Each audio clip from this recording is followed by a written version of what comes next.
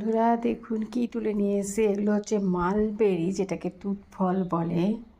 তো তুত ফল তুলে নিয়ে এসে ভেবেছিলাম খাবো, কিন্তু অতটা পাকেনি, খুব টক। পাশের বাড়ি দিদির গাছের হয়েছে, সেখান থেকে নিয়ে এসেছিলাম।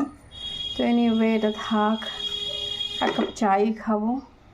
এখানে এখন নামালাম গরম গরম ভাত, শ্বশুরমশাইকে দেবো। আজকে অনেক কিছু রান্না করেছি দেখুন। এখানে রয়েছে ঝিঙে, আলু, ধনেপাতা দিয়ে কাতল মাছের একটা ঝোল মতন করেছি, পাতলা। এখানে দেখুন পাট শাক, এখানে দেখুন 3 পিস কাতল মাছ ভাজা রেখেছি, হাজব্যান্ড যদি খায়। আর এখানে মাছের মাথা দিয়ে মুগের ডাল রয়েছে। আমি আপনাদের দেখিয়ে দিচ্ছি, অনেক দিন পর রান্না করছি।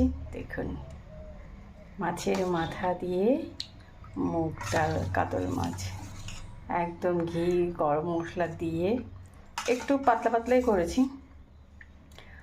আর এখানে রয়েছে রুটি, আমার বড়মশাই করেছিল, রুটি আমি খাইনি, উপমা খেয়েছি। আর এখানে দুধ জাল দিয়ে রেখেছি, 1 কাপ চা খাবো, নইলে আমি এনার্জি পাবো না। সাথে এটা আছে, এইগুলো দিয়ে আজকে লাঞ্চ হবে। আসলে বলুন তো, আমরা না মানুষের ওপর খুব নির্ভর হয়ে যাই। হাউস হেল্পার মাসি কাজ ছেড়ে দিয়েছে কোনো কিছু না বলে, তো ভাবছে পারবো না। আমি কিন্তু সব কিছুই গুছিয়ে করছি, দেখতে থাকুন, দারুণ দারুণ ভিডিও আসবে।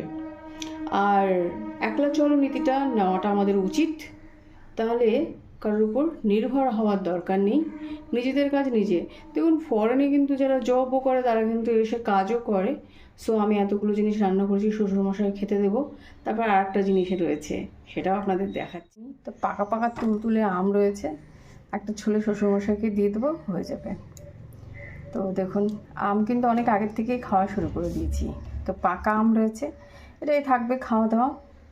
আম ডাল আম এখন তো চলতেই থাকবে কন্টিনিউয়াস। এতে কিন্তু নলেন গুড়ের দইটাও আছে দেখুন। তো নলেন গুড়ের দই লাস্ট পাতে থাকবে। তো এই সব খাওয়া দাওয়া